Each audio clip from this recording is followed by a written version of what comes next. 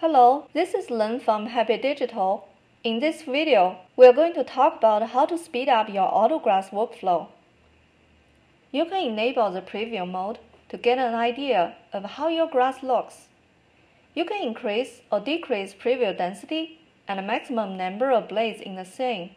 Autograss automatically updates the preview. Autograss comes with 12 material presets. Click on the Grass Material Presets button to bring up the Grass Material Presets window. By default, the faster grass material is applied. You can choose between blue, green, and apple green materials, with or without yellow tips. The faster presets render faster than the high-quality presets.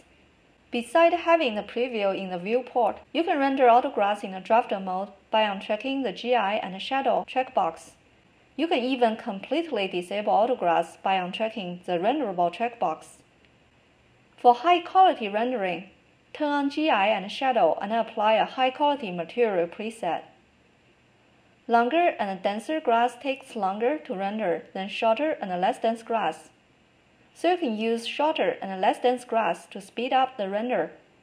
But keep in mind, these two parameters affect the look. Don't bother adding grass that you will not see. It will increase the render time.